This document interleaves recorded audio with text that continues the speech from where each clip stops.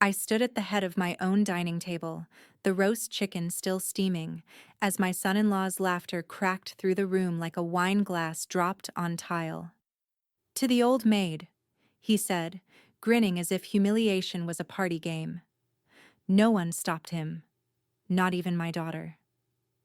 The candlelight flickered against their silence.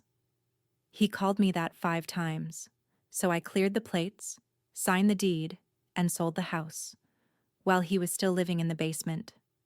Wait, before we go any further, I gotta ask, where are you watching from? Drop it in the comments, and don't forget to subscribe. The dining room glowed with the kind of warm, false cheer that only comes from forced togetherness. A candle flickered in the middle of Elaine Monroe's oak table, the same table she'd polished for years, the same one her daughter and son-in-law now treated like a stage.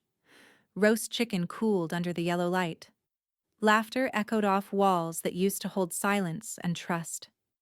Kyle Brennan leaned back in his chair, glass raised high, voice booming like he owned the place. "To Elaine," he declared, slurring just enough to sound smug. "Still our favorite old maid." A sharp clink followed, a few reluctant glasses meeting his. The laughter that rippled through the room wasn't joy. It was compliance. Megan chuckled, too quickly, eyes darting toward her mother as if to say, "Just let it slide." Their friends, mostly Kyle's co-workers, exchanged awkward smiles, unsure whether to join in or look away. Elaine sat still. Her knife hovered above a slice of bread, the silver trembling just slightly in her hand. Her lips pressed into a faint, practiced smile, the kind she'd learned to wear back when quiet women were expected to take a joke. Kyle didn't stop there. "What?" he said, grinning wider. "Just teasing. You know how I am." Yes, Elaine thought. She knew exactly how he was. The clock ticked in the corner. One of the guests cleared his throat. The air thickened with discomfort, but no one dared break it. Megan sipped her wine, her expression folding into something between guilt and fatigue. Elaine rose from her chair with the slow precision of someone refusing to rush for anyone. She began clearing the plates, one by one, stacking them with delicate care. The sound of ceramic meeting ceramic filled the silence where an apology should have lived. "Mom, you don't have to," Megan started. Elaine didn't answer. She moved to the kitchen. Footsteps quiet against the wood floor, her posture straight, her eyes distant. Behind her, conversation resumed. Too loud, too fake. She could hear Kyle laughing again, shifting to some story about his rough week, as if the sting of humiliation were already dismissed as family banter. In the kitchen, Elaine turned on the faucet. The water hissed, steam rising as she washed a plate that wasn't even dirty. She stared through the window above the sink, out to the dark yard, the reflection of her own face superimposed against the glass. There had been 4 times before this. 4 public jokes about her being alone, forgotten, old-fashioned. 4 times she'd swallowed the burn, convincing herself it was better to keep peace than dignity. But this was the 5th. She dried her hands carefully and walked to the small study off the hall. The room smelled faintly of lemon oil and paper. On the corner of her desk sat a leather-bound journal, spine creased, pages filled with neat handwriting, the record of every slight she'd ever endured silently. She opened to the last dated page and wrote a single word in her tidy script. 5. Then she underlined it once. Her fingers hovered above the page for a moment, then reached for the small address book beside it. The pages were worn soft from years of habit. She flipped through until she found the name she hadn't needed in a long time. Laura Finch. Elaine picked up the phone, the landline, still corded, still steady, and dialed from memory. It rang twice before a familiar voice answered, roughened by age and amusement. "Elaine Monroe. Either you've found another rare book or you're mad about something. Elaine smiled faintly, though her voice came out even. Do you still have David's number? A pause on the other end. The real estate guy? Yes. You finally thinking of downsizing? Elaine looked toward the hallway, where the light from the dining room still flickered against the wall. She could hear Kyle's voice carrying through, loud, careless, confident in his ignorance. No, she said quietly. I'm thinking of resetting the balance. Laura's chuckle softened. I'll text you his number. You sound like a woman with a plan. I am, Elaine said. And this time, I won't laugh it off. When she hung up, she walked back to the table to collect the last of the dishes. The guests were gone. Megan and Kyle were already downstairs, their voices faint through the floorboards. Elaine paused by the window once more, the reflection of her own steady face meeting her gaze. Outside, the wind moved through the trees, crisp early autumn leaves swirling across the lawn like scattered pages. She whispered, barely audible, 5 is a good number to end on. The next morning broke gray and quiet, the kind of sky that looked undecided. Neither rain nor sun, just stillness. Elaine liked mornings like that. They made people underestimate what could be set in motion before noon. She dressed in a navy cardigan and slacks, the ones she used to wear for library board meetings. Modest, dependable, unassuming. From a file drawer beneath her desk, she retrieved a folder wrapped in an elastic band. Inside lay the house's original deed, her name printed alone in fading black type. No joint tenancy, no co-owner, no and spouse of. Just Elaine, Marie Monroe. The paper smelled faintly of age and lemon polish. Proof of a life earned, not borrowed. By 10 o'clock, she was seated across from David Kessler in his narrow downtown office. The walls were lined with file cabinets labeled in neat block letters. Estate, title, transfer. His tie was crooked in the same way it had been a decade ago when he'd helped her refinance. He'd never bothered to correct it. He scanned the deed slowly, lips pressing together in approval. Still clean, he said. Not a single lien, and not a soul, but you, listed. Elaine nodded, folding her hands in her lap. That's what I thought. David leaned back. Remind me why you're asking now? Something happen? She hesitated just long enough to decide how much truth to hand over. Let's call it a change in living arrangements. He smiled faintly, the kind of expression reserved for clients who don't owe explanations. Understood. They moved into the basement, Elaine said, her tone measured. My daughter and her husband, 11 months ago. Supposed to be temporary. Let me guess. No lease? No rent either. David scribbled a note. Then you're fine. No tenancy established. No legal hold. You could have them out tomorrow if you wanted. Elaine's gaze lingered on the corner of the desk, tracing a groove in the wood grain. Not tomorrow. I prefer order to chaos. I'll give them time. Just not too much. He nodded. So, you're looking to sell? She met his eyes squarely. Private offer first, then I go public. David raised an eyebrow but didn't question her resolve. I'll draw up a limited listing. You'll stay anonymous until closing. Perfect. He pushed a form toward her, and she signed with steady strokes. No tremor, no hesitation. Just ink, sealing a decision she'd already made the night before. As he notarized the documents, he glanced up. You know, Elaine, most folks your age just threaten to sell when family drama starts. I don't threaten, she said evenly. I document. The corner of his mouth twitched. Still the librarian. Always, she replied, gathering her folder. Outside, the wind had picked up. Maple leaves swirled around her shoes as she crossed the parking lot. the edges crisp and bright. She felt the way she had after finishing a long, complicated novel, the kind that ended exactly the way it should, not the way anyone hoped. When she got home, the house was silent. Megan's car was gone. The basement door was closed, faint music leaking through.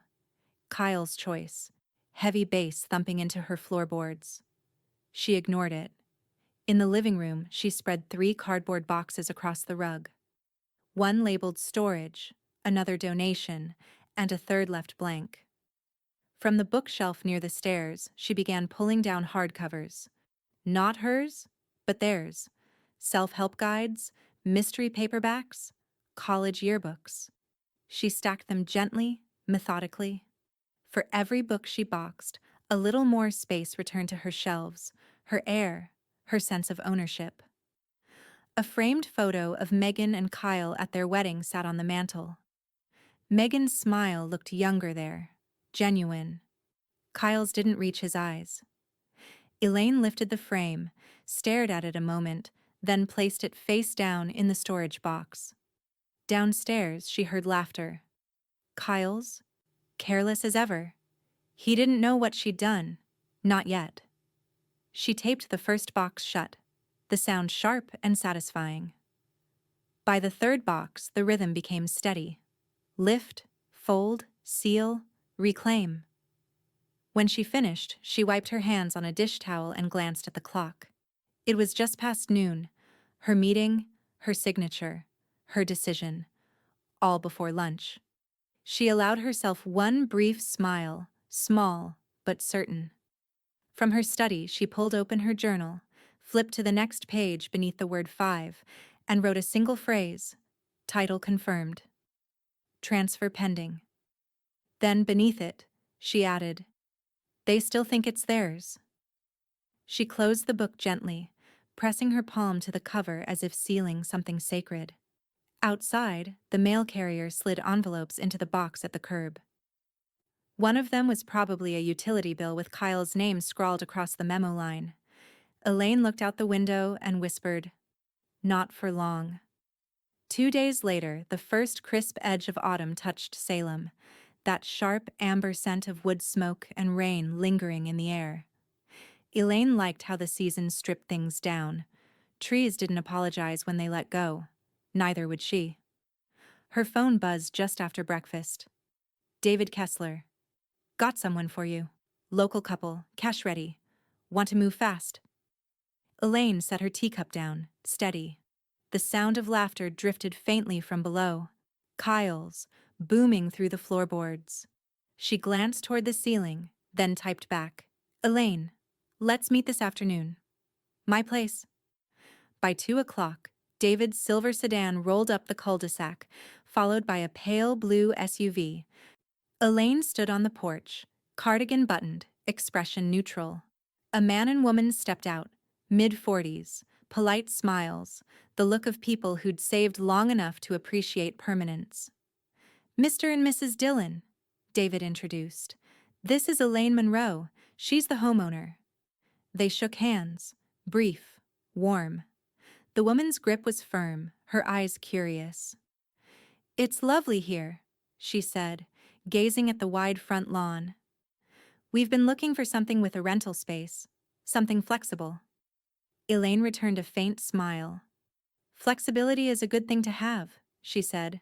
Come in. The tour was quiet, efficient. David spoke in terms of square footage and potential. Elaine let the numbers fall where they would. The Dillons lingered by the basement door but didn't ask to see inside. She offered a short explanation. It's currently occupied, but temporary, vacant by closing. They exchanged glances, approval mixed with anticipation. Cash buyers liked simple endings.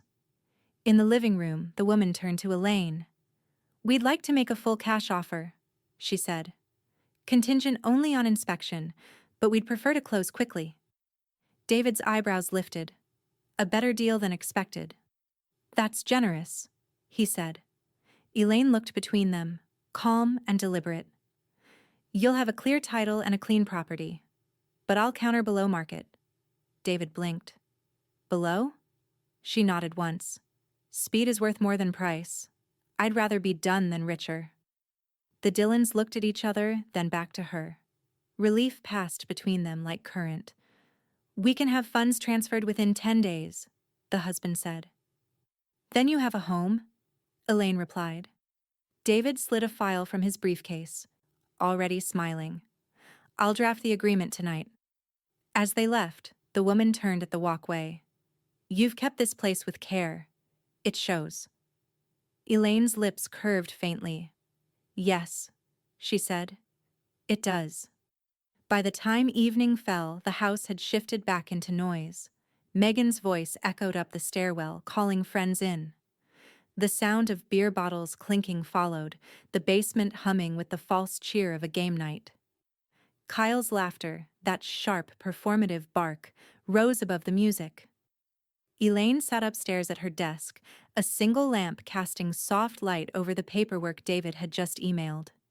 The purchase agreement gleamed on the printer tray. Crisp. Final.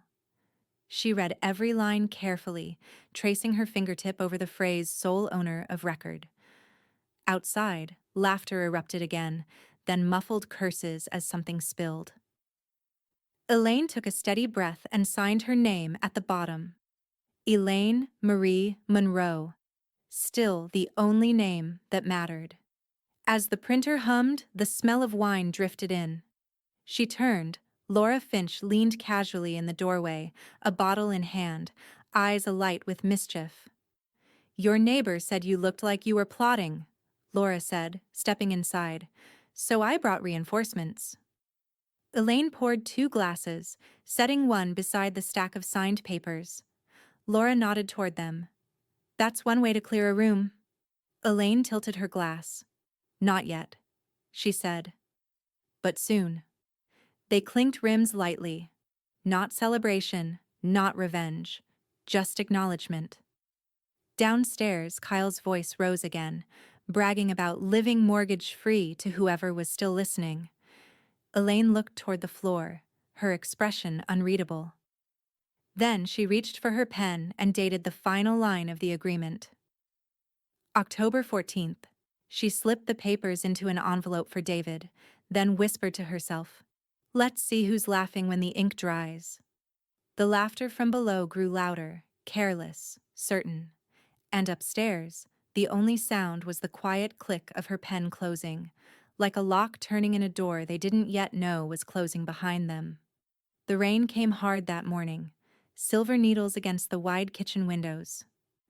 Elaine watched them fall as she set her teacup on the counter beside a printed email from David. The subject line read simply, Final walkthrough. Confirmed. The Dillons wanted to close in exactly 3 weeks. No contingencies. No delays. Elaine reread the words twice, her pulse even.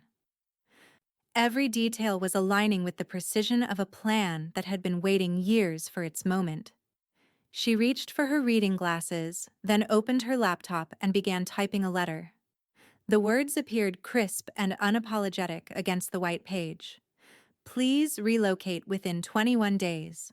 Property has been sold. She printed the page, slipped it into a clear sleeve, and pinned it neatly to the refrigerator with a magnet shaped like a small blue house. A gift from Megan, years ago, when gratitude still came naturally.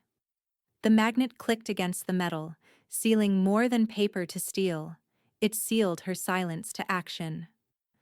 By late afternoon, the buyers had stopped by for their final walkthrough briefing. The Dillons arrived with umbrellas and polite smiles, stepping carefully through the puddles on the walkway. David followed, a folder tucked under his arm. Everything's moving smoothly, he said as they entered the foyer. They'll wire the earnest deposit tomorrow. Title clears next week. Elaine nodded. Perfect. Mrs. Dillon admired the wide windows overlooking the garden. It really does feel calm here, she said. You can tell someone's cared for it. Elaine smiled faintly. Care can be complicated, she said. David glanced at her, curious, but not enough to ask. You'll have full possession until closing, as we discussed, he said. Then the buyers will take over immediately. Good, Elaine replied. I don't want a single loose end. They reviewed inspection notes and closing timelines over coffee. David's pen scratched across the checklist. Elaine's pen stayed steady. By the time they left, the rain had stopped. The air smelled clean, like the start of something. She closed the front door softly behind them, savoring the quiet. The quiet didn't last. At 6 o'clock sharp, the basement door opened with a thud. Megan's voice carried up the stairs. Mom? Did you leave this note? Elaine didn't answer immediately. She folded her reading glasses, placed them beside her tea, and turned slowly. Megan stood at the foot of the stairs, holding the letter in both hands as if it might burn her.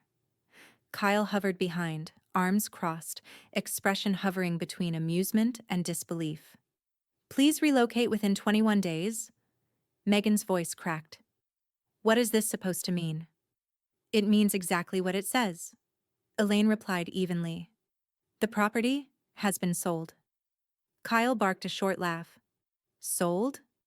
What? To who? You can't just... I can. Elaine interrupted, her tone calm but firm. And I did. Megan blinked, processing the words as though they'd arrived in another language. You're kicking us out? I'm closing early, Elaine said. That's all. Kyle stepped forward, incredulous. You wouldn't do this without talking to us first. Elaine met his gaze, not angry, just utterly sure. You're confusing courtesy with consent. This was never yours to discuss. For a long moment, no one moved. The only sound was the steady hum of the refrigerator behind them, the same one now holding the notice like a verdict. Megan's lip trembled. We just needed time, Mom. We said it was temporary. It's been almost a year, Elaine said softly. That's not temporary. That's complacency. Kyle's jaw tightened. You know, for someone who talks about family, this is cold. Elaine's eyes didn't waver. Cold is the name people give to boundaries they don't like. Kyle looked as though he might say something else, but the words never came. He turned, muttering under his breath, and stalked down the stairs. The door slammed hard enough to shake the frame. Megan stayed behind, silent for a moment, eyes searching her mother's face for something. Guilt, hesitation, a crack in the resolve. She found none.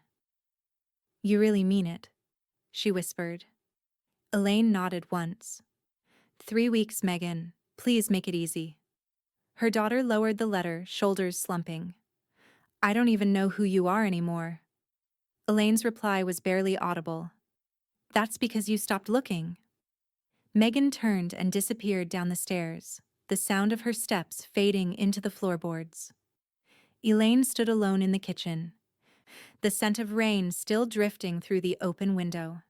She poured what was left of her tea into the sink, the liquid spiraling away like the last remnants of hesitation. From the corner of her eye, she caught her reflection in the microwave door, small, composed, and steady. Then, faintly, from below, Kyle's muffled voice. She's bluffing. Watch. Elaine reached over, opened her planner, and circled a date 3 weeks away in red ink. Closing day. Her pen lingered there a moment longer before she whispered, Watch, indeed. And this time there was no tremor in her hand at all. By Sunday morning the house felt heavier. Not loud, not chaotic, just dense with what people didn't say. The rain had moved on, but the clouds still hung low, pressing down on the cul-de-sac like a held breath. Elaine made coffee at 6 sharp, the way she always had. The faint hum of the percolator was the only sound she trusted to keep her calm. Downstairs, no movement yet. Good. That meant she could think. At 9, Megan appeared in the kitchen doorway. Hair unbrushed, face pale, letter clutched in her hand like proof of a betrayal she still didn't understand. Mom, we need to talk. Elaine looked up from her mug, unblinking. All right. Megan exhaled hard. Not like this. I mean, sit down and talk. As a family. Please. Kyle's footsteps followed soon after, heavy on the stairs, his voice already raised. Yeah, Elaine, time to stop playing landlord. Elaine gestured toward the dining table. Sit. They did. Reluctantly. Kyle slumping back with his arms crossed, Megan perched forward, wringing her hands. The space between them was crowded with everything unsaid over the last 11 months. Megan started first. You blindsided us. You could have told me before signing anything. Elaine didn't answer. She opened a manila envelope resting on the table and slid 2 sheets of paper across the wood. The header read, Non-Tenancy Acknowledgement. Executed and notarized. Megan's eyes flicked over it, confusion tightening into disbelief. What is this? Proof, Elaine said simply. You have no lease, no rights of occupancy, and no legal claim. David confirmed it. Kyle leaned forward, snatching the page. You actually went to a lawyer about this? Elaine's expression didn't shift. An attorney, not a lawyer. He let out a low laugh, more air than humor. You'd leave your daughter homeless? Just to make a point? Elaine's tone didn't rise. It never needed to. She has a home. It's just not under my roof. The words landed like a gavel. Megan's face flushed. You don't mean that? Elaine turned her gaze to her daughter. Steady, clear, unblinking. I do, and I think you know why. From the corner of the room came the faint chime of an incoming email. Elaine stood, retrieved her tablet, and opened it without comment. A message from David filled the screen. Subject: Transfer confirmation. Monroe property. Status: official. Title recorded. Closing scheduled. She set the device on the table and turned the screen toward them. It's done. For a moment, the only sound in the room was the tick of the clock above the mantel, a sound that had marked every argument, every reconciliation, every moment Elaine had once chosen silence. Kyle broke first. You really think this makes you the hero here? You sold the house out from under your own family. I sold my house, Elaine corrected. The difference is subtle only if you never paid attention.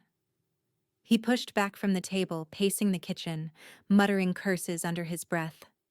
Megan stared at the floor, her hands trembling against the edges of the letter. The back door opened softly. Laura stepped inside, her raincoat still damp, eyes sharp. Morning, she said, voice low but firm. Everything all right? Kyle turned toward her. You're part of this? Laura leaned against the counter, arms crossed.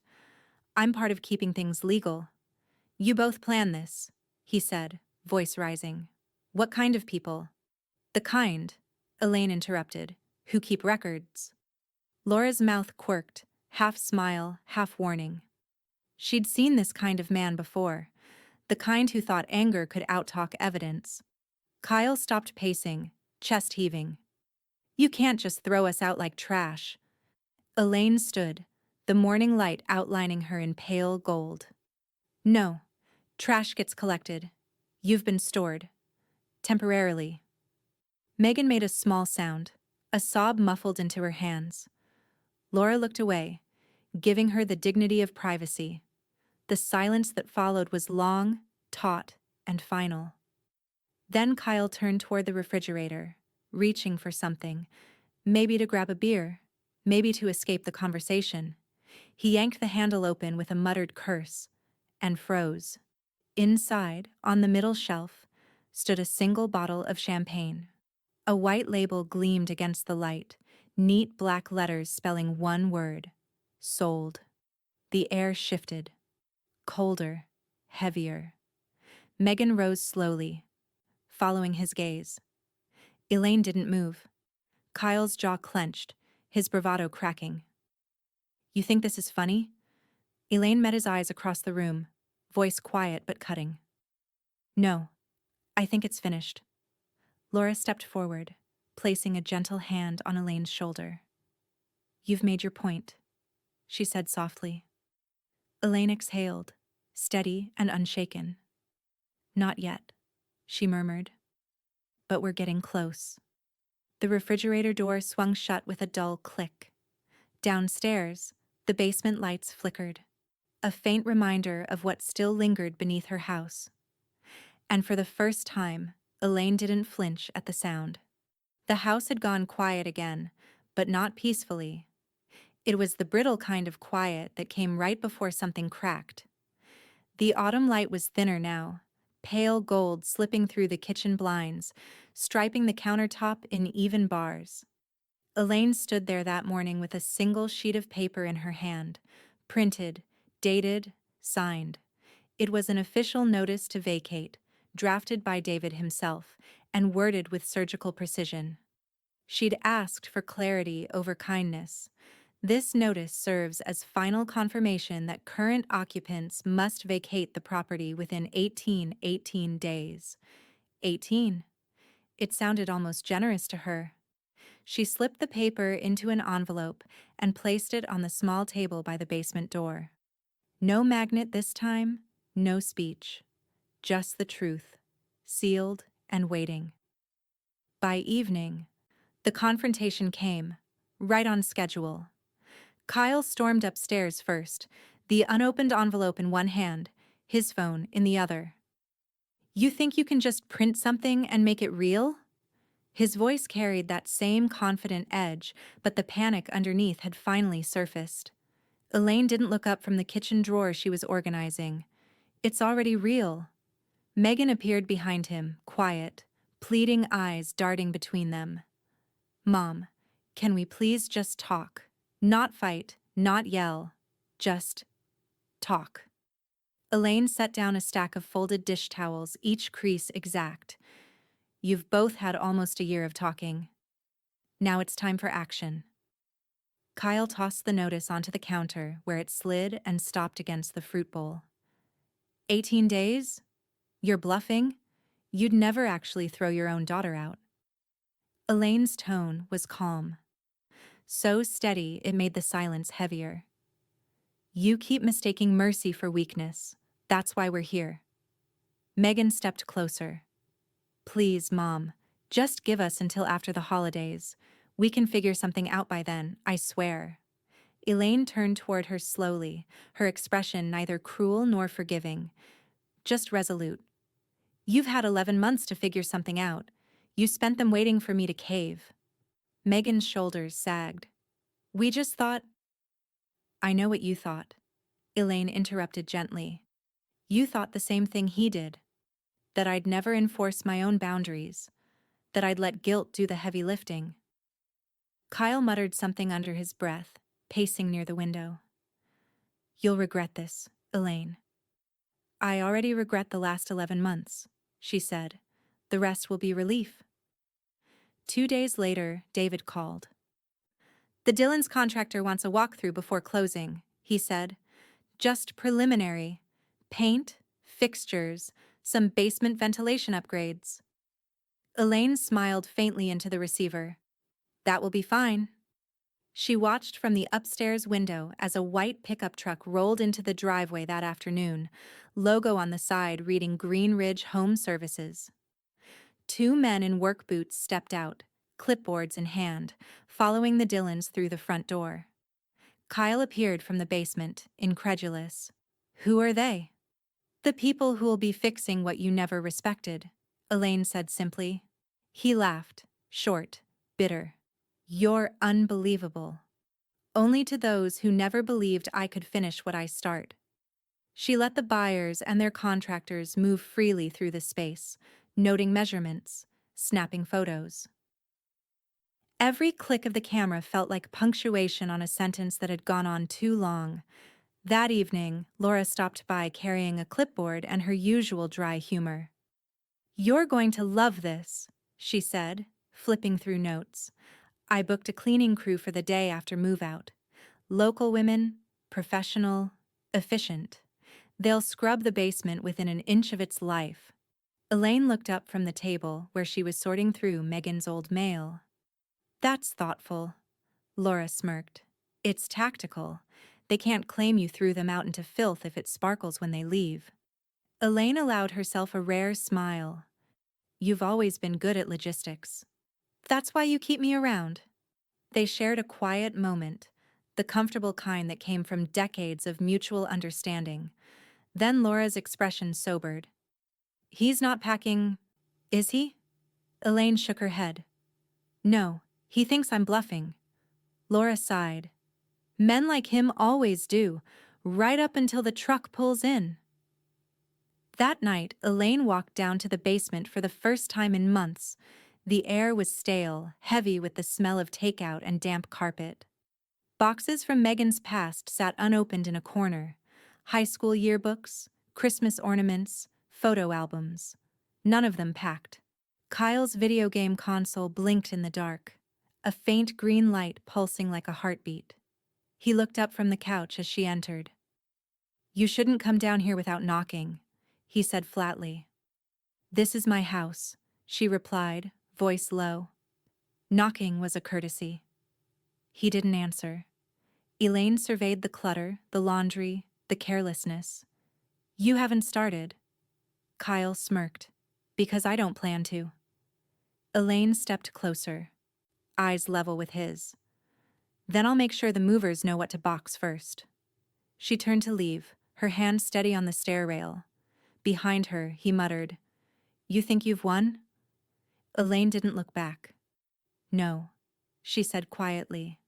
Winning implies there was ever a fair game. Upstairs, she crossed another date off her planner. 17 days left. The wind outside had picked up, scattering dry leaves across the porch. Laura's cleaning contract sat neatly on the counter next to the vacate notice. From below came the muffled sound of Kyle turning up the television, defiant as a child trying to drown out bedtime. Elaine didn't mind.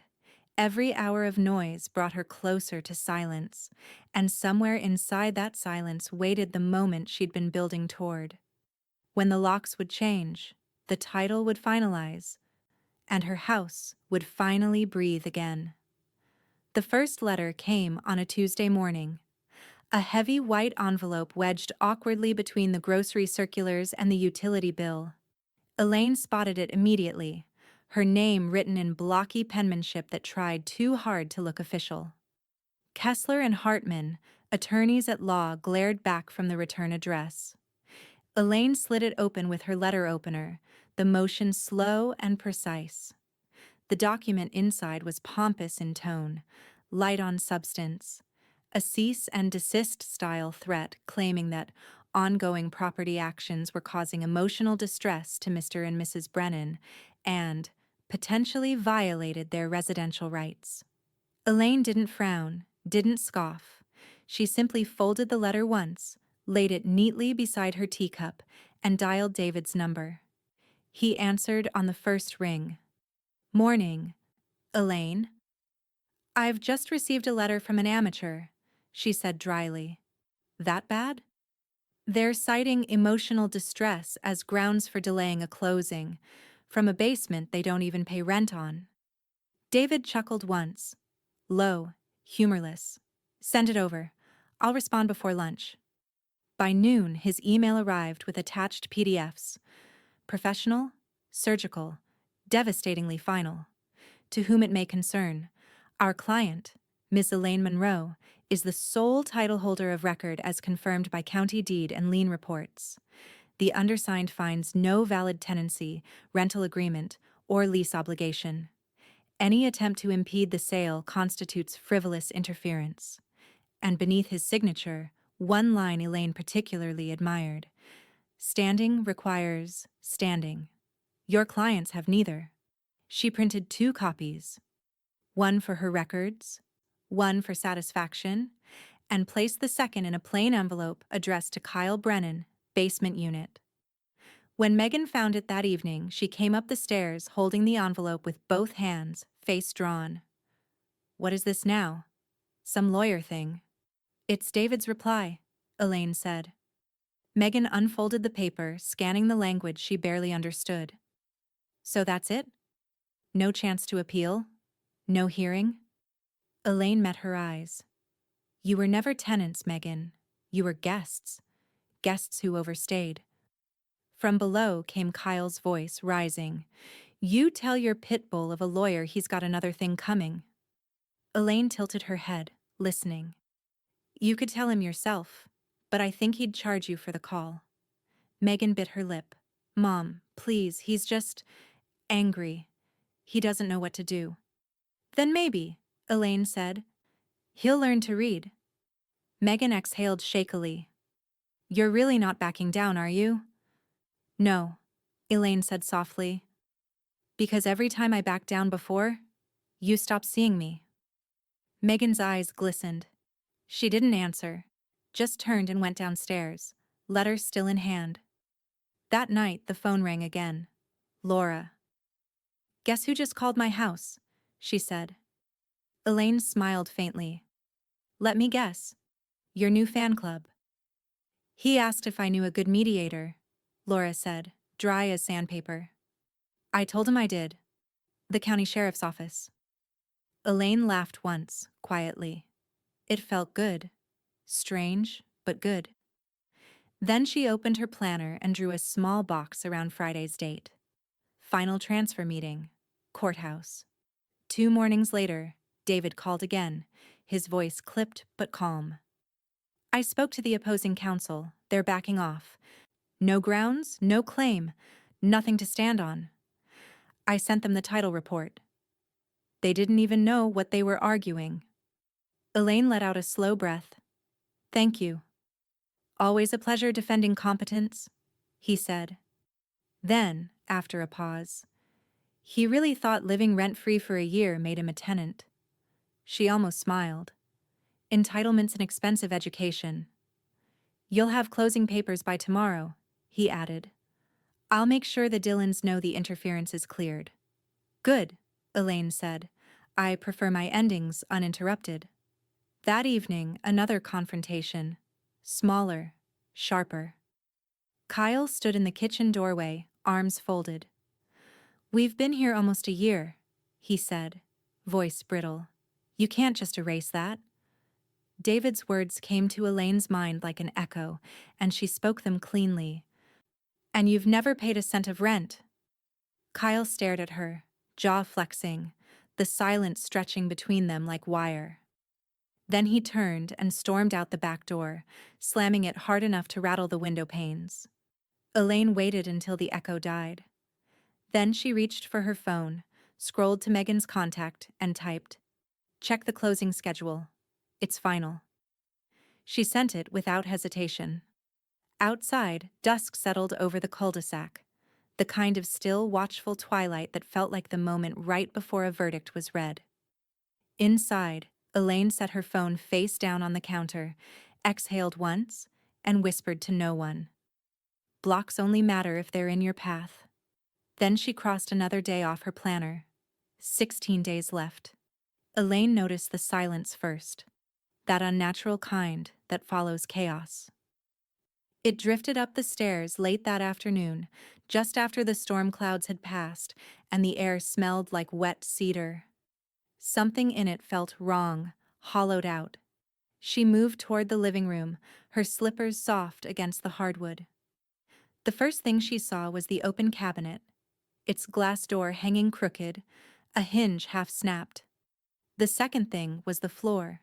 Shards of porcelain lay scattered like bone fragments, white and blue and gold, reflecting the last of the gray daylight. Her breath caught. The tea set. The one her husband had given her on their 5th anniversary. Imported from England. Delicate as a secret. Used only for holidays and the kind of conversations that used to matter. 6 cups, 6 saucers, 1 pot. Now a graveyard of fragments. Elaine knelt, slow and deliberate. The largest piece still held part of a painted rose, the one he'd said reminded him of her. She ran her thumb along the edge until it bit her skin. A thin line of red welled up, small but steady. From below came the sound of a door slamming, Then Kyle's voice. It was an accident. Of course it was. Everything with him was an accident. Elaine rose, went to her desk, retrieved her phone, and returned to the scene. She took 6 photographs, wide, medium, detail. The reflection of the broken pot appeared in the lens as she stepped closer. Then she photographed the empty shelf, the cracked hinge, and finally her finger, still marked by the cut. Within minutes, she'd attached the photos to an email.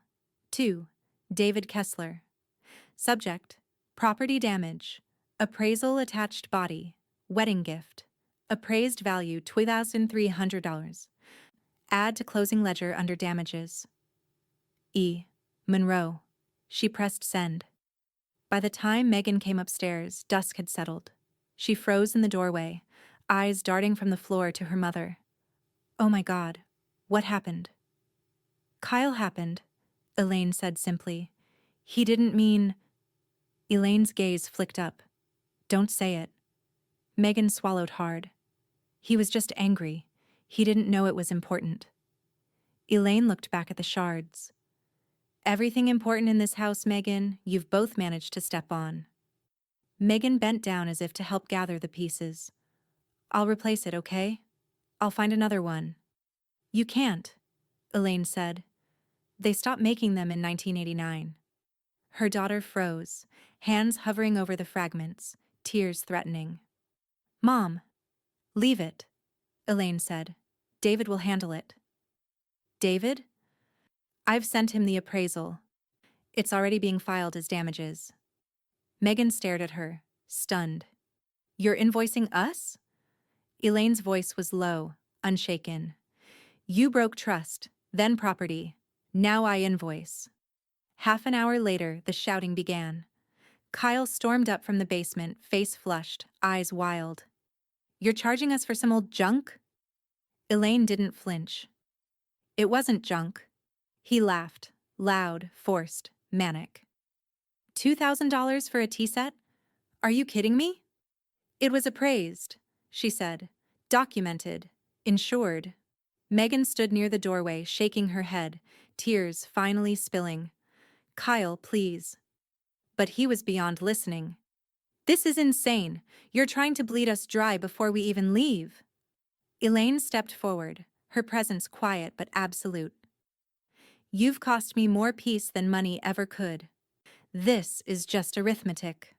Kyle looked ready to throw something, his jaw set, his fists twitching.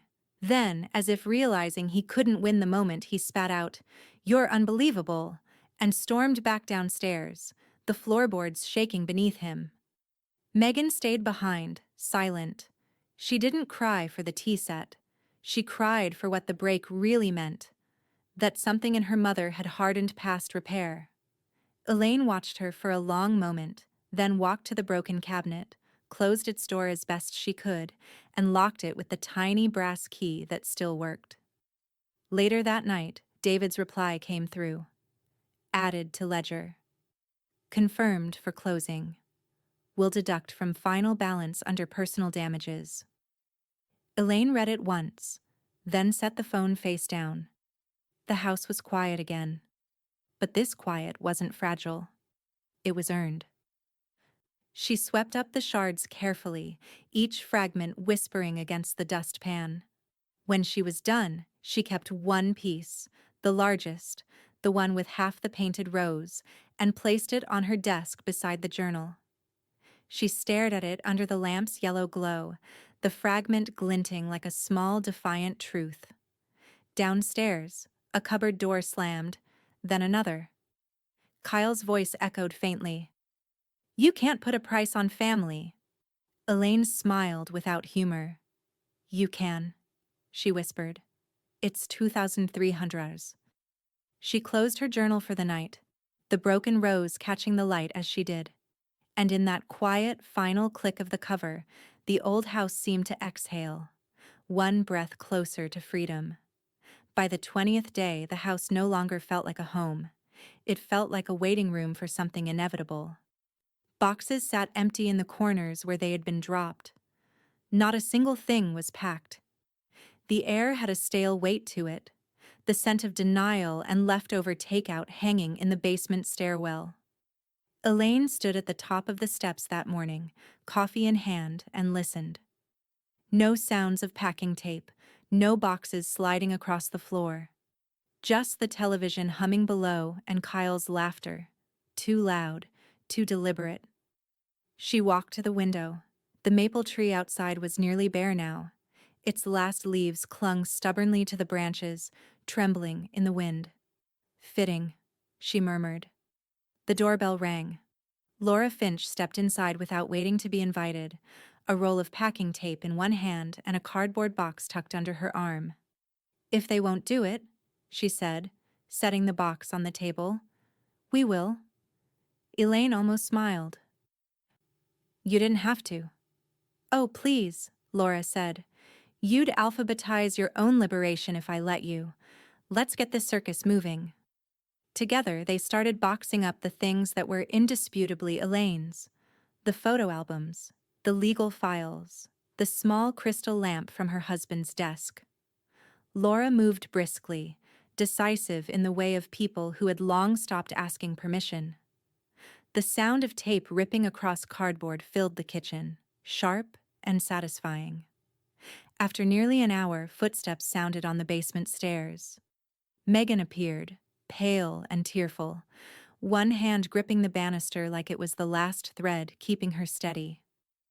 "Mom, please," she started, her voice trembling. "Don't do this. We just need more time." Elaine didn't look up from the box she was sealing. "Please," Megan said again. "Just a few weeks. Kyle's still trying to find something affordable. You don't know what the market's like." "I know what promises are worth when they come too late," Elaine said quietly. Megan's breath hitched. "I'm begging you. Just after Christmas. That's all." Elaine lifted another stack of books, dropped them into a box, and pressed the tape across the top. Her silence was the answer. Megan sank onto the bottom stair, crying softly. "You're not even listening to me." "I've done nothing but listen for a year," Elaine replied. "Now I'm acting." The basement door swung open. Kyle filled the doorway, hands shoved into his pockets, face flushed. "You're not taking our stuff," he said. "Your stuff?" Laura muttered under her breath. "That's generous." He stepped forward, blocking the narrow hallway between the kitchen and the stairs. "You're done packing. Both of you." Elaine set the tape gun down gently, as if she'd expected this moment to come. "Move," she said. Kyle's smirk returned. "Or what? You'll call your lawyer again?" Elaine reached for her phone. Not this time. Within minutes, the soft monotone of the sheriff's non-emergency dispatcher filled the room. Elaine's voice stayed level, polite. "Yes. This is Elaine Monroe, 214 Willow Bend Court. I'd like to report 2 unauthorized occupants refusing to vacate after property transfer." When she hung up, the silence stretched taut. Megan looked at her, horror dawning. "You called the police?" Elaine nodded once. "I called the county. The law's already on the deed." The patrol car arrived 20 minutes later. Lights off, tires whispering against the damp pavement. 2 deputies stepped out, calm and professional. They asked a few questions, then descended the basement stairs. Elaine stayed in the kitchen, hands folded, her pulse steady. Laura leaned against the counter, watching with a quiet kind of admiration. "You really did your homework," she said. "I used to teach research skills," Elaine said. "Seems they stuck." The muffled conversation below grew sharper. Kyle's raised voice, then the measured tones of the deputies responding. When the officers emerged, Kyle followed, red-faced and furious. One of the deputies handed him a folded copy of the deed transfer. "You're trespassing after transfer, sir," he said. "You've been formally notified. We recommend vacating immediately to avoid removal by court order." Kyle's jaw worked furiously, words failing him. "This is insane." The deputy didn't argue. "It's legal." Behind him, Megan appeared again, her face pale. "Mom," she whispered, "please make them stop." Elaine didn't answer. She couldn't. Not when she knew pity would be the one thing that could undo her now. The sound of tires on gravel turned all heads. The Dillons' SUV rolled up the driveway, headlights flashing against the wet curb. The couple stepped out, calm, courteous, dressed for business. And with them came another man in a dark overcoat carrying a leather portfolio. David's email had mentioned a final pre-closing tour. Elaine hadn't realized they'd bring counsel. The new attorney stepped forward, nodding to the deputies. "Everything in order?" "Just wrapping up," one officer said. Mrs. Dillon's smile was polite but thin. "We didn't want to intrude, we just needed to verify the basement access." Kyle laughed bitterly. "Oh, by all means, take a look at your house." The attorney unfolded a document, crisp and official. "Mr. and Mrs. Brennan," he began, "as counsel for the Dillons, I'm authorized to serve you with this notice, filed with the Marion County Property Office this morning." He extended it calmly. "You are hereby ordered to vacate within 72 hours under county enforcement. This is not negotiable." Megan's hand flew to her mouth. Kyle stared, speechless. The paper trembled between them, the final proof of everything Elaine had said, made real not by her authority, but by the laws. The deputies exchanged a brief look. "You heard him," one said quietly. 3 days. Kyle took the paper, crushed it in his hand, and turned toward Elaine. "You think you won?" Elaine met his gaze, voice low, even. "No," she said. "I just stopped losing." The Dillons turned to leave, their attorney tucking the remaining documents away. The sheriff's car followed slowly out of the cul-de-sac, red taillights vanishing into the twilight. Inside, the house was still, emptied of noise but full of consequence. Laura exhaled, long and low. "Well," she said, "that's one way to make it official." Elaine looked toward the basement door. "It was official before," she said. "Now it's witnessed." Outside, the wind rose, scattering the last brittle leaves across the porch, and downstairs the first sound of hurried packing finally began. The following night unfolded like a slow-motion storm. No thunder, no lightning, just the constant, miserable sound of things being dragged, taped, and boxed under duress. The house that had held decades of quiet now pulsed with frantic movement. The 72 hours had become 24 after Kyle's last outburst at the deputies. The county didn't like hostility on record. They sent 2 more officers that evening to supervise voluntary removal. Voluntary, Elaine thought, was doing a lot of work in that sentence. From her upstairs window she could see the pale blue glow of the patrol car idling near the curb, headlights cutting through the drizzle. Downstairs, Kyle cursed under his breath as he packed, his movements rough, graceless. Megan's quieter sobs broke the rhythm every few minutes. The sound of packing tape tearing through the night carried up through the vents. That desperate rhythm of people realizing a clock they'd ignored was finally striking. Elaine stood at the window for a long time, her reflection faint against the glass. Her hands were clasped loosely in front of her, the same way she used to stand during long library board meetings when patience had to look like composure. Behind her, the floor creaked softly. Laura entered, holding 2 mugs of coffee. "It's nearly done," she said quietly, handing one over. "They're loading the last of the boxes." Elaine took the cup but didn't drink. Steam curled upward, the scent rich and bitter. Laura joined her by the window. "You want to say anything?" Elaine's gaze stayed on the yard, where Kyle's truck sat idling under the dim streetlight, piled high with uneven boxes and the edge of a mattress strapped with bungee cords. "He used 5 words," she said finally. "I used a contract." Laura let out a low whistle. "Concise." Elaine nodded once. "Precise." The 2 women stood in silence, listening to the muffled thumps and shouted instructions below. Rain began again, soft and steady, tapping the roof like a metronome marking the end of something long overdue. By midnight, the house was half empty and hollow. The basement door stood open, a mouth finally exhaling. The officers lingered near the kitchen, professional but sympathetic. Kyle emerged first, arms full of clothing and tangled cords, his expression a mix of exhaustion and fury. Megan followed with a small cardboard box pressed to her chest like it held her last fragile hope. When they reached the door, Megan turned. "Mom," she said, her voice breaking. "Can we at least talk later? When things calm down?" Elaine met her eyes but said nothing. Words, she'd decided, were what had built this ruin. Kyle glared over his shoulder.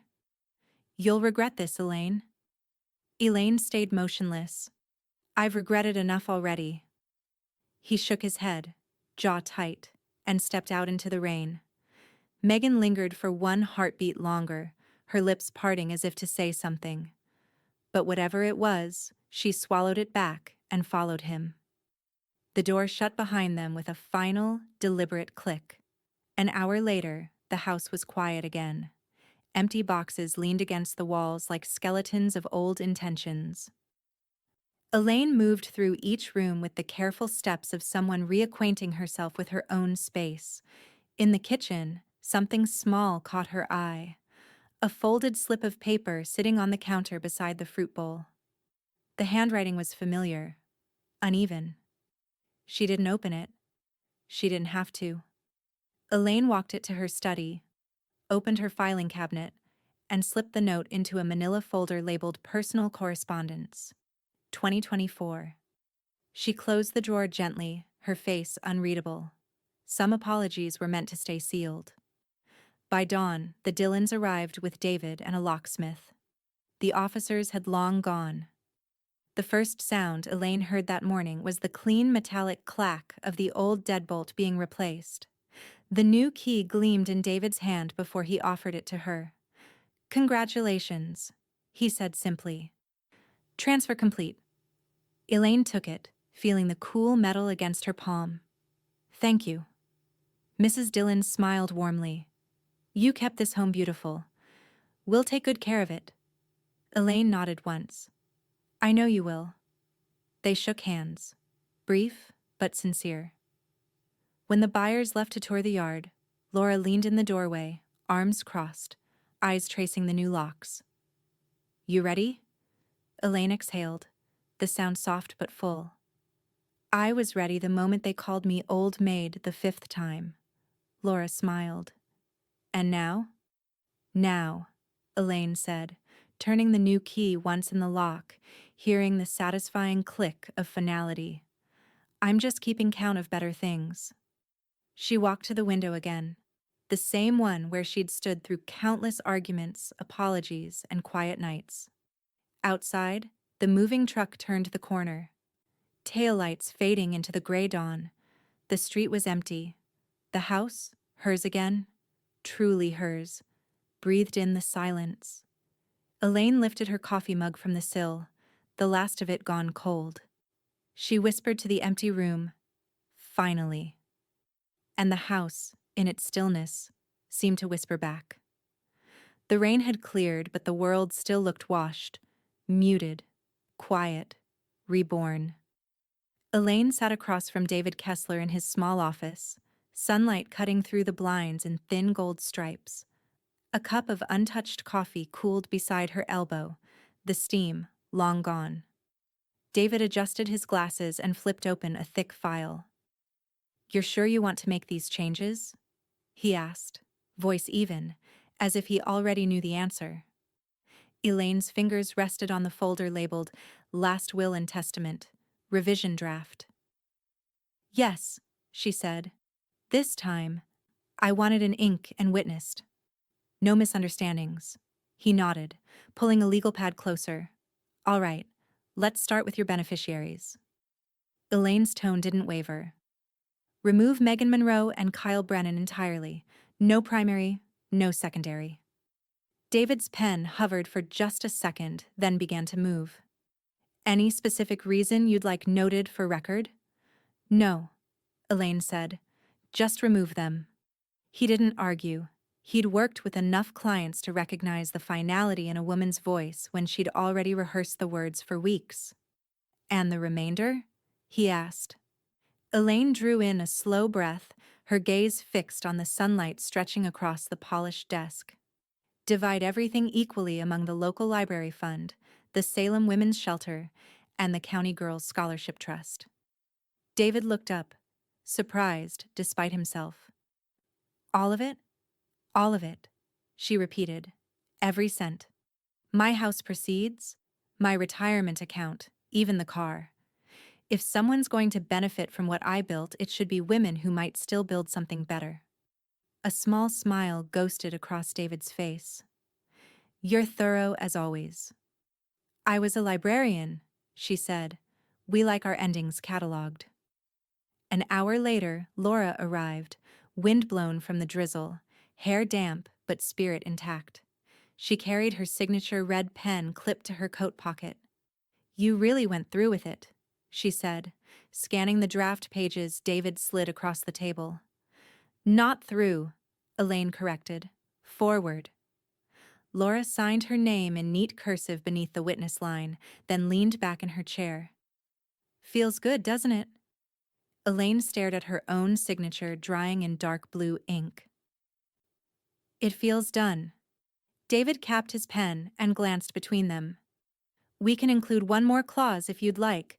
Standard protection against contesting. Elaine raised an eyebrow. Meaning?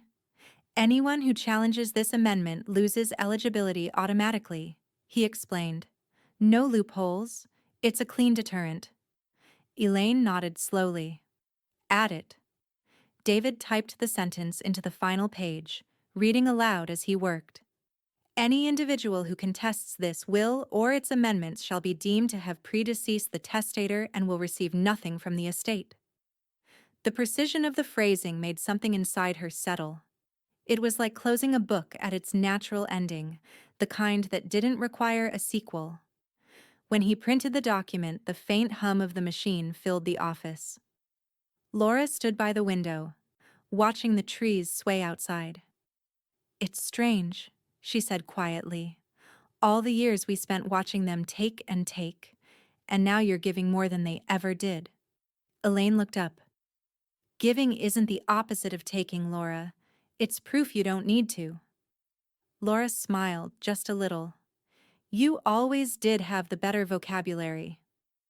David returned with the pages, neatly stacked, still warm from the printer. One last signature, he said. Elaine signed. Her name flowed smoothly, no hesitation in the loops, no tremor in the tail of the E. When she finished, she pressed the pen down, leaving a faint dot where it met the paper, a full stop in ink. David slid the papers into a manila folder and sealed it with a notary stamp. You're all set, he said. I'll file this with the county first thing in the morning. Elaine nodded, rising from her chair. Thank you. She gathered her coat and turned to Laura, who watched her with something like pride. You look lighter, Laura said. Like a weight's been lifted. Elaine glanced back at the desk, at the folder now bearing her future. It wasn't a weight, she said. It was a promise, one I finally kept to myself.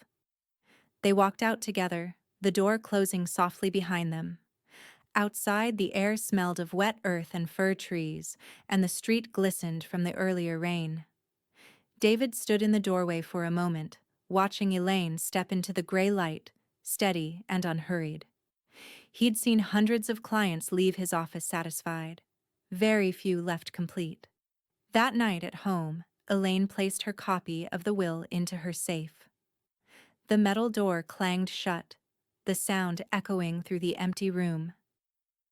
She ran her fingers once over the cold surface, then whispered to the quiet, "No more unfinished chapters."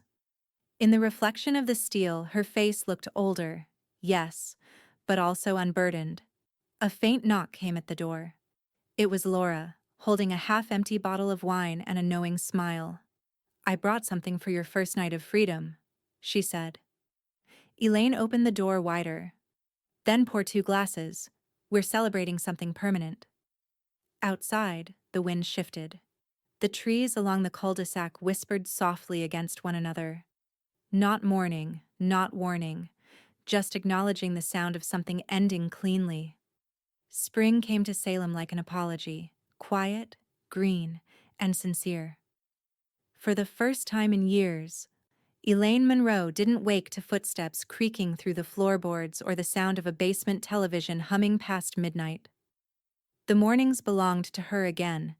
She filled them the way she once dreamed she might.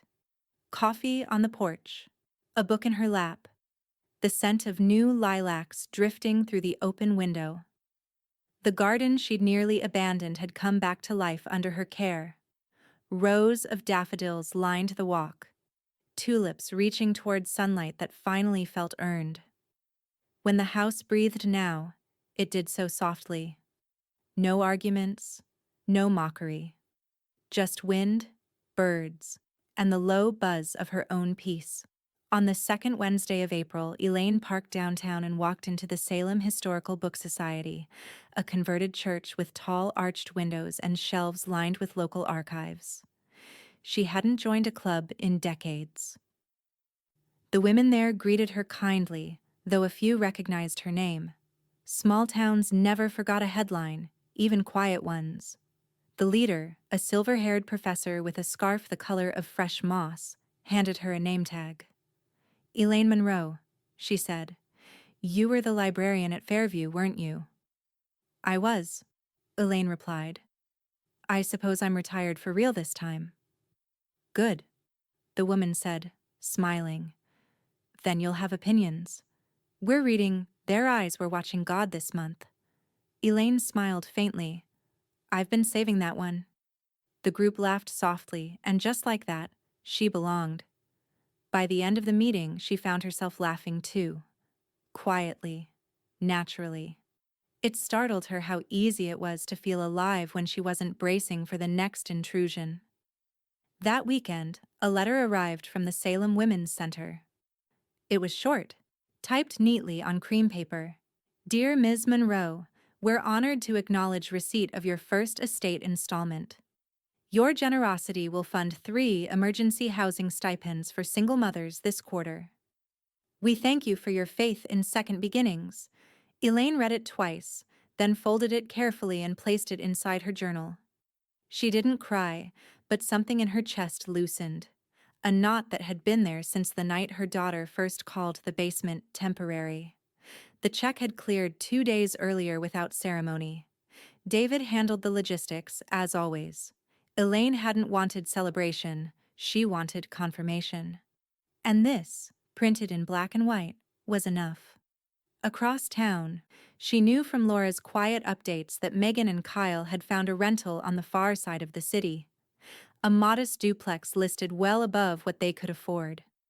Kyle had insisted on signing the lease anyway. Pride, Elaine thought. Always did like expensive company. When Laura mentioned that Megan had started substitute teaching again, Elaine only nodded. That's good, she said. It was the truth, even if it ached. Sometimes she imagined her daughter walking into their new kitchen and realizing what silence could feel like when it wasn't built from resentment. The following Friday evening, Laura showed up unannounced, as she often did, carrying a bottle of champagne and 2 mismatched glasses. I figured we could toast to moral victories, she said, kicking off her shoes by the door. Elaine smirked. Do those exist? Tonight they do. Laura popped the cork, the sound echoing off the vaulted ceiling that now belonged only to Elaine. She poured 2 glasses and handed one over. Cheers to petty being permanent. Elaine swirled her drink, watching the bubbles catch the lamplight. Not petty, she said softly.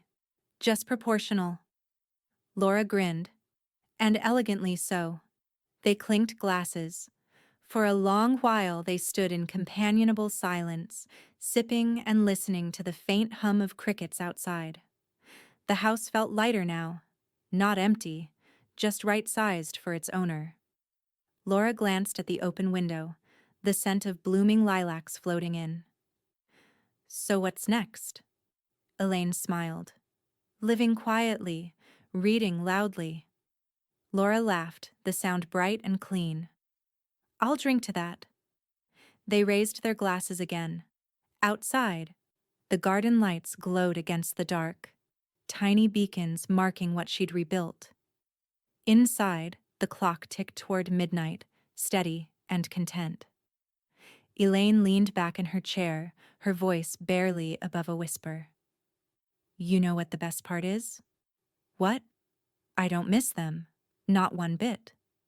Laura studied her face, saw no bitterness there, only relief. That's how you know it's real, she said. Elaine nodded, setting her glass down. Regret is for people who acted too late. I was right on time. She rose, crossed the room, and turned off the lamp. The light from the window poured in, silver and soft. In the glow, the papers on her desk fluttered slightly. The will, the correspondence, the records. Everything in order, nothing left unresolved. Outside, a single bloom fell from the lilac bush and landed on the porch railing. Elaine smiled to herself. Good night, she whispered to the house. You've earned it. And for the first time in years when she went to bed, she slept without dreaming of anyone else. The email came on a Sunday morning, tucked between a newsletter from the library and an online receipt for gardening gloves. Elaine nearly deleted it unopened, but her eye caught the sender's name, Megan Monroe Brennan, and something colder than curiosity made her pause. Mom, I know things got out of hand. Kyle's been angry, but we're trying. We found a cheaper place if the landlord accepts us. I'm not asking for money. Maybe just a little help with the deposit. It would mean a lot to me if we could start talking again. M. She stared at the message until the words blurred. There it was. Not an apology, not remorse. A request wrapped in nostalgia. Elaine closed the laptop. She didn't reply. Some silences she'd learned were conversations by themselves. By the next morning, she was sitting once again across from David in his office, the smell of printer toner and faint lemon cleaner grounding her resolve. I'd like to add a third-party executor to my estate, she said. No family. David nodded. Any preference? The Salem Community Trust, she replied. They're neutral, and they already oversee the Women's Scholarship Fund. He typed briskly, his expression approving. Good choice. Reliable? Accountable? You want them to manage any future distributions? Yes, Elaine said. And I want a clause added. Educational assistance for any grandchild, if one ever exists, must go through the board. No direct access, no personal discretion. David looked up, eyebrows raised. You're closing every door. I'm locking them, she corrected. The right people will have the keys. He smiled faintly, though there was a flicker of admiration in it. I wish all my clients were this clear. I had to be, Elaine said softly. Clarity was the only thing no one could take from me. 2 weeks later, the morning news rolled across her television as she folded laundry. She didn't mean to check social media, but a notification popped up. One of Laura's contacts had sent her a link. The post was public. A photo of Megan and Kyle, standing in front of their new rental. A sagging duplex painted beige over old brick. Kyle's arm slung around her shoulder, smile too wide to be genuine. The caption read, Some elders forget what family means, but we'll build ours anyway. New beginnings. The words landed like the echo of that same mocking toast years ago, our favorite old maid. Elaine stared at the screen for a long time, the bitterness passing through her like a shadow instead of a wound. Then she printed the post. The paper whirred softly, steady and clean. She clipped the page to the back of her revised will, behind the notarized signatures and trust declarations. When she closed the binder, it made a quiet, satisfying thunk. Later that week, Laura stopped by carrying a bag of seed packets and a smirk. "Heard about Kyle's post," she said, tossing her coat over the chair. "You see it?" Elaine nodded, pouring 2 cups of tea. "I saw it." Laura sat down, shaking her head. "You could hand them a gold bar, and they'd still complain it wasn't gift-wrapped. They'll never understand why they lost," Elaine said. Laura leaned back, studying her. "And that doesn't bother you?" "Not anymore," Elaine said, stirring her tea. "You can't explain loss to people who never thought they could lose." They drank quietly for a while, the sound of rain ticking against the windows. Then Elaine stood, crossing to her desk. "I did something else," she said, sliding a folded set of documents across the table. Laura opened them, scanning the top line: warranty deed, property transfer. Her eyes widened. "You bought another house?" Elaine's lips curved slightly. "A smaller one. Single story, just outside town. Paid cash." Laura blinked, still processing. "You just sold a house." "I sold noise," Elaine said. "Now I've bought quiet." Laura flipped to the second page. Her expression shifted from surprise to disbelief. "You titled it under your name and the Salem Community Trust?" "That's right," Elaine said. "When I'm gone, it becomes a transition home for women leaving the shelter.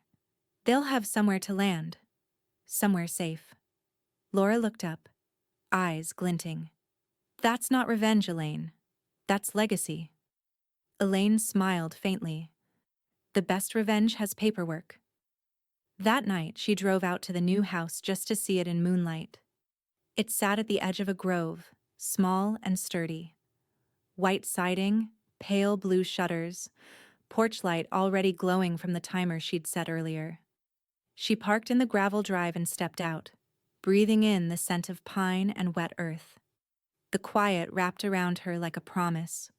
The deed was tucked safely in her purse. But she didn't need to see it to know it was real. This one, she thought, was never built for guilt or negotiation. It was built for peace. She traced her fingers along the mailbox. No name yet, no number. Just clean metal and potential. Behind her, the wind rustled through the trees, whispering like an echo of closure. Elaine smiled, turned back toward the front door, and said softly to the night, "They'll call it charity, but I'll know what it really was." She unlocked the door, stepped inside, and flicked on the light. One switch, one click, one future sealed in full ownership. The new house sat where the town began to blur into open country. A quiet stretch of road lined with cedar and wild grass. Elaine's driveway curved between 2 maples, their branches arching like a gateway. There were no numbers on the mailbox. No name on the door. The GPS stopped a quarter-mile before it, as if privacy itself had drawn a border. Inside, the air smelled faintly of new paint and rain-soaked wood. Everything was smaller now. The living room barely big enough for a single bookshelf and a reading chair. The kitchen compact but efficient. The bedroom serene. No family photos. No clutter. Just clean lines and intention.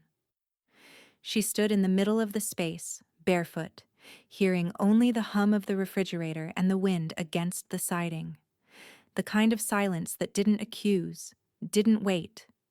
It simply existed, honest and whole. Elaine smiled. "Hello, quiet," she whispered. By Monday, she'd handled the logistics. Her new mailing address was a P.O. box in downtown Salem. No residential record, no searchable link. Just the key she kept on a separate ring. Small, brass, unremarkable. At the post office counter, the clerk smiled as he handed her the rental form. "Forwarding address?" he asked. "No," Elaine said. "Just this one." He hesitated, pen poised. "We need something on file in case of emergency." Elaine considered that. If it's an emergency, she said gently, I'll find you. He laughed lightly, thinking it a joke. She smiled back but didn't correct him. Back at the house, she unplugged her landline, then sat on the edge of her neatly made bed and opened her cell phone settings. Block contact. Kyle's name disappeared first, then Megan's. The silence that followed wasn't a void. It was balance. Her last message to either of them had been months ago. Check the closing schedule. It's final. This, too, was final. She scrolled through her contacts until she reached Laura Finch, the only person left on her favorites list. She sent a text. Moved in. You'll like the view. Bring curtains. The response came almost instantly. And pie. You can't start over without pie. 2 days later, Laura's old Subaru crunched over the gravel drive, its back seat filled with fabric rolls and a foil-covered dish. She stepped out wearing her usual denim jacket, eyes lighting up at the sight of the place. Now this, she said, looking around, is how you disappear without dying. Elaine laughed softly. It's easier than people think. You just stop leaving breadcrumbs. Inside, Laura moved through the rooms with curiosity, running her fingers along the new counters, tugging open cupboards. Everything smells new, she said, like nobody's ever raised their voice here. That's because they haven't, Elaine replied. Laura nodded approvingly. Keep it that way. She set the pie on the counter, apple with an uneven crust, and unrolled a pair of linen curtains, pale cream with subtle embroidery. Custom made, she said, light enough to let the sun in, heavy enough to keep the world out. Elaine touched the fabric, smiling. You think of everything. I think of survival, Laura said. You're good at it too. They worked in companionable silence, hanging the curtains, straightening the rods, arranging a few ceramic vases Elaine had picked up from a local artist. When they were done, the light softened, filtered and warm. The house felt less like a shell and more like a promise kept. Laura poured coffee into 2 mismatched mugs and gestured toward the front window. You see the plaque yet? Elaine frowned. Plaque? Laura grinned and pointed outside. Elaine stepped onto the porch. At the base of the mailbox, the same one still without a number, a small brass plaque gleamed under the early afternoon sun. She crouched to read it. Donated by EM, with boundaries. Her breath caught, not in shock, but in recognition. Laura had seen to it herself, probably through the trust board. Elaine's fingers brushed the engraving, the words sinking in. Boundaries. The one thing she'd been denied, now immortalized in metal. She stood, half laughing, half misty-eyed. You're incorrigible. Laura leaned on the porch rail. Consider it a dedication. You built a whole philosophy. Figured it deserved signage. Elaine exhaled a small, shaky laugh. It's perfect. They went back inside, slicing into the pie while the late afternoon light slanted gold through the curtains. For a long while, neither spoke. The quiet between them was comfortable, unforced, the kind of silence that needed no apology. Finally, Laura said, You ever think they'll come looking? Elaine stirred her coffee, watching the ripples fade. They'll look, she said, but they won't find. And if they do? Elaine smiled, faint and steady. They'll find a plaque. That evening, when Laura had gone and the dishes were washed, Elaine stood on the porch again. The crickets had started their evening song.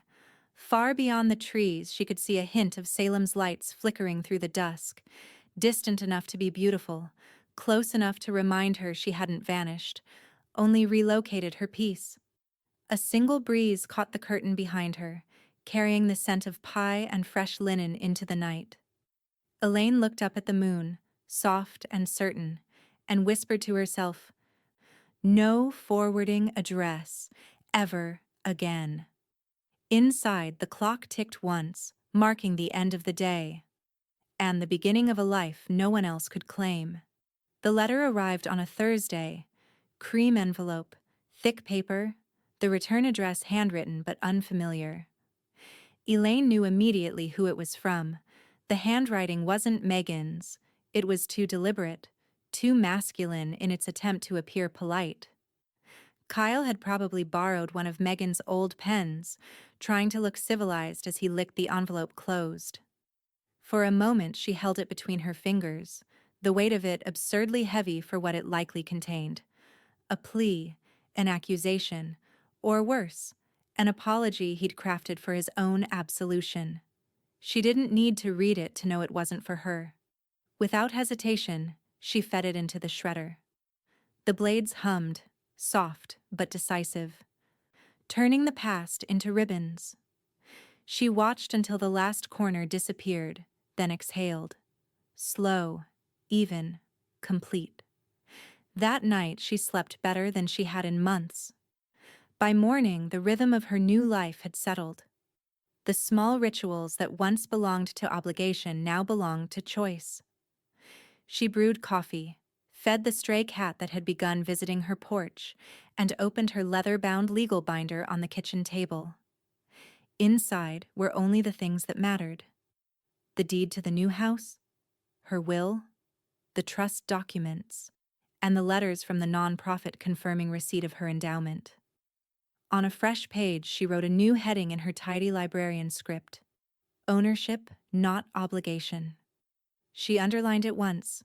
Then she took her old key ring, heavy with forgotten weight, and began removing each one. The storage unit, the old mailbox, the spare for a house that wasn't hers anymore.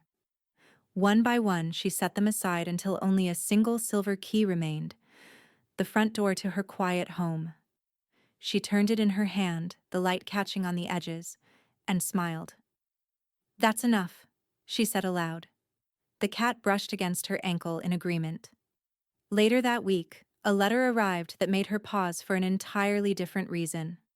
The envelope bore the seal of the Marion County Women's Scholarship Fund. Inside was a printed note, the kind sent by boards and committees, but written with genuine warmth.